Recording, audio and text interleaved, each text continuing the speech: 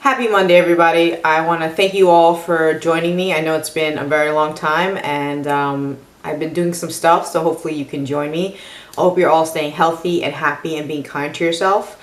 And I just wanted to give you a fitness update. So in this video, you're going to see two things that I tried to do. I tried to jog every single day for a year, but only ended in a month, and I'll get to why I only lasted a month. And I did my first Spartan race on October 1st, and I'm going to show you a little bit of footage, but just pretty much just join me on this little journey that I'm going to take you through.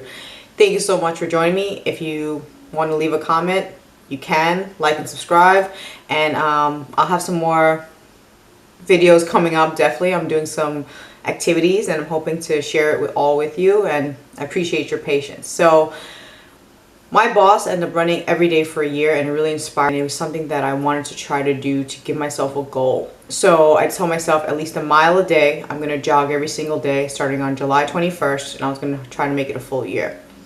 Unfortunately, I do have a very tender left Achilles heel where I have to stretch out my calves every single day, and also have to ice it, which I learned the hard way while trying to do this challenge.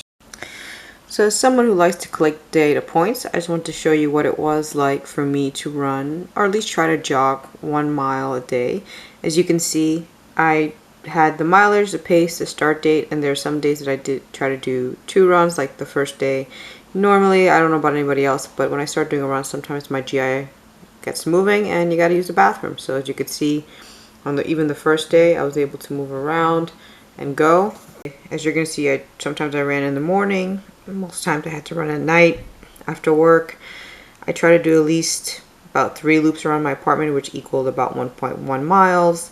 And my speed wasn't the fastest. I wasn't going for speed, just moving. But there were some days where I was able to go a little faster. Like here on the 31st, 9 minutes and 33 seconds, while others 10 minutes. I realized I was fatiguing out. So I tracked all this data because I love to see how my progress is going. And there were a couple times, again, after doing 10 minutes, I was able to speed up 9:29. I don't know what happened that day. I think I just was like, you know what, I need to move faster. And then you see over here, 11 minute. I had a bag with me, so I was not running as fast as I wanted to. And this is all my points. And one thing that I noticed too is that on almost the second to last day that I decided to stop, my phone, my Whoop app, did not correctly track my time. They said I did 0.9 miles in 21 minutes, which was an error. So me being the way I am, I ran again later that night just to make sure that it wasn't off by that much. And I really was going to try to run every day for a year. But unfortunately, I wasn't taking care of myself, and when I started to run on August 23rd, would have been the 32nd day, my calves were so tight I thought my Achilles were going to rip, so I decided just to stop. And this is it. This is what I tried, and I'm glad I challenged myself, and here are just some data points for you to look at. Thank you, guys. This is what happens when you start to run every day for almost a whole month. You gotta ice your Achilles because they're tender, and this is probably why I'm not running as fast, because I'm afraid I don't want to rip it. I know I have to stretch out my calves, and this has to become a daily thing, if not twice. Icing my leg, my feet, and my Achilles, which is the back of the heel. So we'll leave it here for about 10 minutes, and every single day, and let's pray we can keep going with this challenge and focus. All right. Thanks for joining me. I run mostly at night, so here's a quick video of me running at night. It's a really quick, this is how it is. I never wanted to shine light in my neighborhood because people are obviously sleeping. And I did the same exact route every single time, which was just around my block. And I know people might think that's really boring, and it was, but it was also something that was measurable for me. I wanted to make sure I got the most out of my runs, and I just wanted something to track. So I knew that around my block was about 0.4 miles, so I knew that I had to do at least 3 to get 1.1, 1.2. So this is what you're seeing, a very sped up version of me running around my block.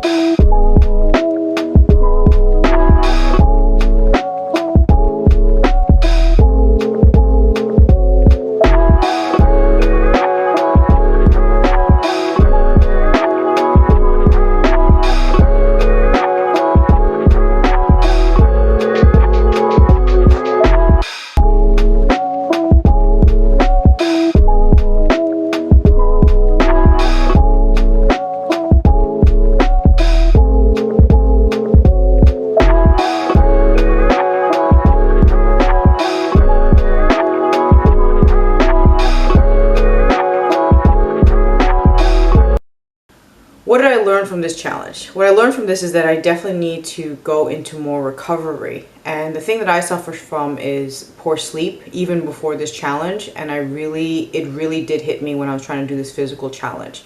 And it's something I couldn't help as much as I wanted to. I have a crazy job where I can be up early in the morning, or I could do many hours on the laptop where I'm sitting. And you would think that they would preserve my energy to run, but sometimes it didn't work that way. And I wasn't only just running every single day. I was doing my normal workouts 3 times a week, a strength training, some core. So it's not an excuse of why I couldn't do this. I just didn't plan well. So I was very disappointed to having to quit only after 31 days technically. But it was something that I had to let myself do, because when I tried to do a run, I literally could feel my Achilles start to tighten up so much that I was afraid it was going to rip. And I've seen people rip their Achilles who are squash athletes, who are marathon runners. I didn't want that for myself. I wanted to just be careful. So I decided to give myself some grace. And as disappointed as I was, I had to accept this fact. And luckily I was able to jog a few days later, but definitely with a lot of stretching and icing and everything that I need to do to take care of myself. All right, let's jump forward about a month. October 1st, I did my first Spartan race with my brother and his cousin on his wife's side. And instead of jumping in with doing a 5K, I signed up for a 12 miler. And it was pretty intense because it was about 1,000 feet of elevation. And my brother had told me we were not going to run it, we were going to walk it. And there were 30 obstacles. Most of the obstacles were upper body or fear-based. So I've learned one thing about myself is that I am scared of heights. And I couldn't complete a lot of the obstacles because I was afraid of not only climbing up, but climbing down it. And this is something that I am aware of now. And I am going to be doing another Spartan race. It's not going to be as long. It won't have as many climbs, but you got to wait and look for that video in November, because that's when it will happen. And I just wanted to try to test myself. So out of the 30 obstacles, I actually struggled with even the first one, which was jumping over a 4-foot wall. And I needed some help, and I think it was just a mental block. A lot of the work that I've been working on with myself and at work is to get myself into a flow state. And flow state just means concentration, getting your breathing right, and also having a very positive outlook and a possible mindset of how you're doing something. A possible mindset, in a quick definition, is just a mindset where you feel like you have no real barriers, that you can really push yourself. And when I was doing this obstacle course, I really relied on talking to myself, having my brother and family there to mentally support me. He was great. My older brother killed this Spartan race. He completed every obstacle course, and I am so proud I was able to watch him go through it. But then he had me as his clumsy sister who was falling down rocks and struggling climbing up, but he definitely pushed me. It was a beautiful day. The weather really worked for us. It was not too cold, it was not too hot. It was supposed to rain, but ended up being fine. And we did our Spartan race on a ski lodge. So that's why we had 1,000 elevation of feet to go up and come back down and go back up. And definitely my legs were feeling it, but the beauty of the day was amazing. I did mentally struggle with some obstacles where I couldn't do it. But I told myself, it's okay. I know I want to get stronger. I want to build up my upper body strength. And now my training has changed. And as you can see, it was just a day where there's so many different people around me, encouraging, got to laugh, but it really tests myself. And that's what I wanted to do with this Spartan race. I wanted to see what could I do. I didn't properly train, or at least I didn't train as hard as I should have. And the only thing I want you to learn is that you can do anything. It's just you have to let yourself have some grace and be able to push through. I just want to quickly thank you all for staying with me, seeing some of my videos, and I'm being very honest about my fitness goals. And again, I want to do more, but I need to give myself some more time. You know, being in my late 30s is not an excuse, but I know that I was not a born athlete, so I need to push myself, and also, more importantly, have proper recovery. So sleeping better is something I'm definitely working on. Sometimes I can't turn off my brain, sometimes there's always work to be done, but I realize that I have to take care of myself first. And that's what I've learned from these 2 physical challenges that I've done over the last couple of months, is mental health is definitely important. And I hope you all are taking care of yourself. So I want to thank you.